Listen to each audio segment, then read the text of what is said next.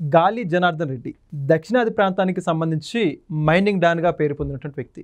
అయితే చాలా కాలం తర్వాత మళ్ళీ ఈయన పేరు వార్తల్లోకి రావడం జరిగింది. అదేంటంటే ఓబులాపురం మైనింగ్ కేసుకు సంబంధించి ఈయనకి దాదాపుగా 7 ఏళ్ల శిక్షని విధిస్తూ హైదరాబాద్ చెందినటువంటి సిబిఐ కోర్టు తీర్పునివ్వడం జరిగింది. అయితే ఇదే అంశానికి సంబంధించి ఆయన కోర్టులో జైల్లో ఏదైతే ప్రత్యేక అవసరాలకు సంబంధించి పిటిషన్ కూడా దాఖలు చేసినట్టు తెలుస్తుంది.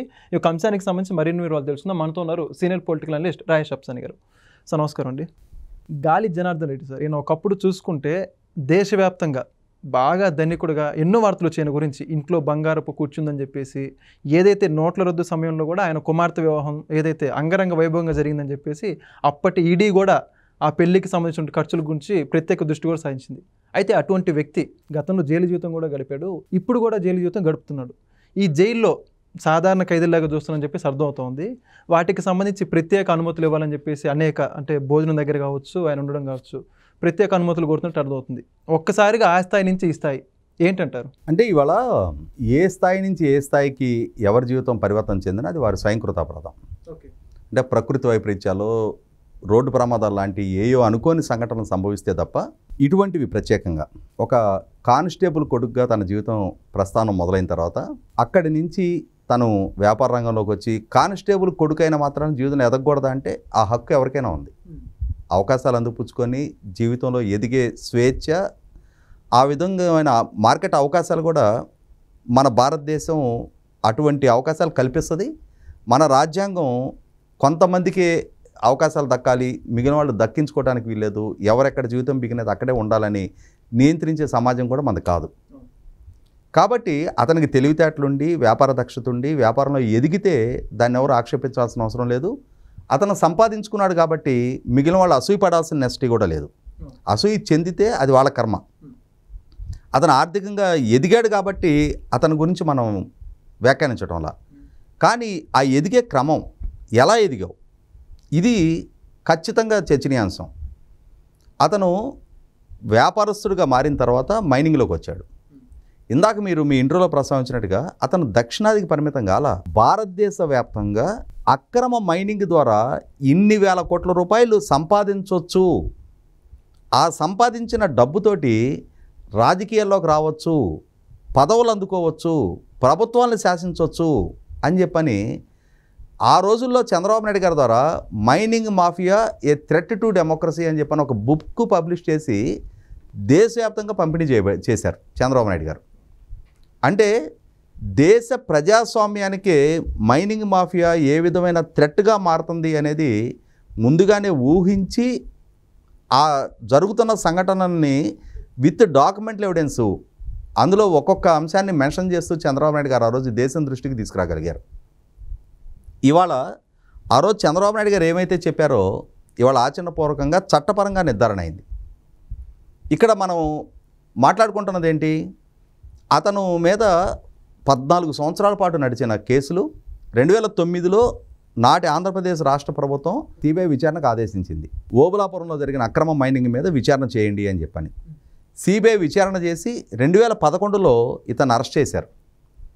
ఇతని ద్వారా అక్రమ మైనింగ్ జరిగింది, ఇతని ద్వారా ఒక ప్రాంతంలో అనుమతులు తీసుకొని ఇంకొక ప్రాంతంలో మైనింగ్ చేశారు, ఇచ్చిన పర్మిషన్స్ మించి మైనింగ్ చేశారు, అక్కడ ఆలయాల్ని కూల్చారు, 2 రాష్ట్రాల హద్దుల్ని మార్చారు, ఇట్లా రకరకాల ఇతని ఇర్రెగ్యులారిటీస్ని ఎస్టాబ్లిష్ చేస్తూ సిబిఐ ఛార్జ్షీట్లు ఫైల్ చేసింది. సుదీర్ఘకాలం, దశాబ్ద కాలం పైగా విచారణ జరిగిన తర్వాత ఇతను దోషి అని నిర్ధారించి మొన్న అరెస్ట్ చేసి అంటే జైలుకు శిక్ష ఖరారు చేశారు. ఇతనితో పాటుగా ఇంకొక 4గురికి కూడా జైలు శిక్ష ఖరారైంది. అందులో ఒకటి ఇతనికి సంబంధించిన కంపెనీ, మిగిలిన 4 ఇప్పుడు జైల్లో ఉన్నారు. అయితే ఇప్పుడు ఇతను నాకు అడిషనల్ ప్రివిలేజెస్ కావాలి అంటున్నాడు. అయితే ఇక్కడ మనం చర్చించాల్సిన అంశం ఏంటి అంటే, ఇతను రాజకీయ నాయకుడు, రాజకీయపరమైన కేసులు సహజంగా రాజకీయ ఖైదీలకి అడిషనల్ ప్రివిలేజెస్ ఇస్తారు. అంటే ఏదైనా ప్రభుత్వాలకు వ్యతిరేకంగా రాజకీయ పోరాటాలు చేస్తే ప్రభుత్వాలు కొన్ని సందర్భాల్లో కొన్ని నిషేధాజ్ఞలు విధిస్తాయి. అటువంటి వాటిని నిరసనలో భాగంగా ఉల్లంఘిస్తే ప్రభుత్వాలకు వ్యతిరేకంగా కొన్ని స్పెసిఫిక్ కాజెస్, పర్యావరణ అనుమతులు, ఏదైనా ప్రాజెక్టుల నిర్మాణానికి వ్యతిరేకంగానో ప్రభుత్వ పాలసీస్కి వ్యతిరేకంగానో ఏదైనా ధర్నాలు, నిరసనలు, ఉద్యమాలు వంటివి టేకప్ చేస్తే అటువంటి వాళ్ళని అరెస్ట్ చేసినప్పుడు వాళ్ళని రాజకీయ ఖైదీలుగా పరిగణిస్తారు. అటువంటి రాజకీయ ఖైదీలకి ఎడిషనల్ ప్రివిలేజెస్ ఇస్తారు. కొంతమంది ప్రోటోకాల్లో ఉన్న ఖైదీలు అండర్ ట్రయల్ ఖైదీలు ఉంటారు, అంటే రిమాండ్ ఖైదీలుగా ఉంటారు. వాళ్ళకి కొన్ని అడిషనల్ ప్రివిలేజెస్ ఇస్తారు. కానీ ఇక్కడ ఇతని నేరాన్ని నిర్ధారిస్తూ అంతిమ తీర్పు వెలువడింది. ఇతను దోషి, ఇవాళ ఇతను ముద్దాయి కాదు.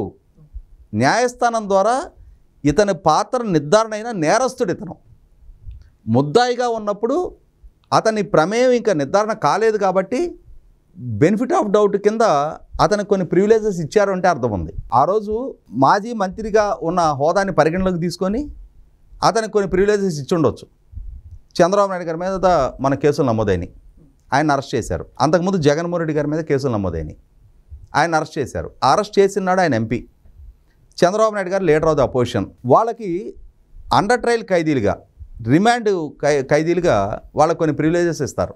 వాళ్ళని స్పెషల్ బ్యారక్స్లో పెడతారు, వాళ్ళు అడిగిన సౌకర్యాలు కల్పిస్తారు. ఇప్పుడు వల్లభనేని వంశీ వంటి వాళ్ళని అరెస్ట్ చేశారు. అతను నాకు అనారోగ్య సమస్యలు ఉన్నాయి, నేను కింద పడుకోలేకపోతున్నా, నాకు మంచం కావాలి, కూర్చోటానికి కుర్చీ కావాలి అని అడిగాడు. న్యాయస్థానం వాటికి అనుమతి ఇచ్చింది, ప్రొవైడెడ్ అతని మీద కేసు విచారణ పూర్తయ్యి అతని ప్రమేయాన్ని నిర్ధారించి శిక్ష ఖరారు చేయనంత వరకు, అండర్ ట్రయల్ ఖైదీగా ఉన్నంత వరకు. కానీ ఇవాళ గాలి జనార్దన్ రెడ్డి 7 సంవత్సరాలు శిక్ష ఖరారు చేసింది. కాబట్టి ఇప్పుడు అతన్ని ఎడిషనల్ ప్రివిలేజెస్ అతను కల్పించాల్సిన నెస్టీ లేదు. ఇతను మాజీ మంత్రి హోదా అనేది ఈ ఇర్రెగ్యులర్ మైనింగ్ ద్వారా సంపాదించిన డబ్బుతో కొనుక్కున్నది ఆ పదవి నీకు. అంటే ఈ ఇర్రెగ్యులర్ మైనింగ్ వల్ల అతనికి దక్కిన ఎడిషనల్ ప్రివిలేజ్ అది. ఈ డబ్బే లేకపోతే అతను ఎవడో, అతను రాజకీయాల్లోకి రావడానికి ఆస్కారం లేదు. ఎక్కడో శ్రీకాళహస్తి నుంచి కర్ణాటకకి వలస వెళ్ళిన వ్యక్తి కర్ణాటక రాష్ట్ర రాజకీయాల్ని శాసించే స్థాయికి ఎమర్జ్ అయ్యాడు అని అంటే ఈ ఇర్రెగ్యులర్ మైనింగ్ ద్వారా సంపాదించిన అక్రమ డబ్బుతోటే. ఈ అక్రమాలకు పాల్పడ్డాడు అని చెప్పని నిర్ధారణ చేసి వాళ్ళు అరెస్ట్ చేసి జైల్లో ఉన్న తర్వాత, న్యాయస్థానం శిక్ష విధించిన తర్వాత ఇవాళ ఈ అడిషనల్ ప్రివిలేజెస్ కోరటం, బహుశా ఇన్ని వేల కోట్ల ఆస్తులు సంపాదించిన తర్వాత సాధారణ ఖైదీల కన్నా నేను కొంచెం ప్రివిలేజ్డ్ పర్సన్కి అతను ఫీల్ అయితే ఫీల్ అవ్వచ్చేమో. కానీ చట్టం ముందు, న్యాయస్థానాల ముందు అందరూ సమానమే అని చెప్పని నిర్ధారణ చేయటం కోసమైనా సరే ఇటువంటి వ్యక్తికి ఒకసారి శిక్ష ఖరారయ్యి నేరస్తుడిగా నిరూపణ అయిన తర్వాత అతనికి ఎటువంటి అడిషనల్ ప్రివిలేజెస్ ఇవ్వాల్సిన నెస్టీ లేదు. అలా కాకుండా అతనికి గనక అడిషనల్ ప్రివిలేజెస్ ఇచ్చిన పక్షంలో న్యాయస్థానాల ద్వారానే ఒక ట్రెండ్ సెట్ చేసినట్టు అవుద్ది. అంటే ఎంత పెద్ద నేరానికి పాల్పడ్డా, ఎంత పెద్ద శిక్షకు గురైనా సరే డబ్బు, హోదా, పరపతి, స్థాయి ఉన్న వ్యక్తులకి కొంత అడిషనల్ ప్రివిలేజెస్ దక్కటానికి ఆస్కారం ఉంది. ఇవేవీ లేని సామాన్యుడి దగ్గరికి వచ్చేటప్పటికి అతను మాత్రం సాధారణ ఖైదీగానే పరిగణింపబడతాడు. సాధారణ ఖైదీ ఏ విధమైన కండిషన్స్లో అతను ఆ జైల్లో ఉండాలో అదే స్థితిలో అతను ఉంటాడు. కానీ అవి లేని మిగిలిన వ్యక్తులు, ఈ విధమైన హోదా పలుకుబడిని అడ్డం పెట్టుకొని న్యాయస్థానాన్ని అప్రోచ్ అయిన వ్యక్తులు మాత్రం జైళ్లల్లో కూడా వాళ్ళొక క్రీమీ లేయర్గానే వాళ్ళు చలామణి అవుతారు.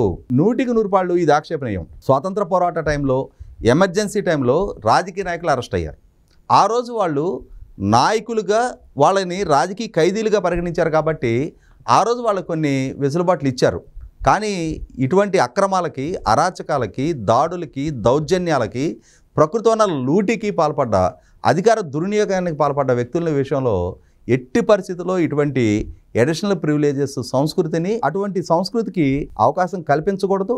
అలా కల్పించినప్పుడు చట్టం ముందు అందరూ సమానమే అని చెప్పని మనం చెప్పుకునే ఘనమైన కొటేషన్ని మనకు మనమే ధిక్కరించినట్టు, అవమానించినట్టుగా భావించాల్సి ఉంటుంది. Thank you sir. Please subscribe to Leo News for more videos.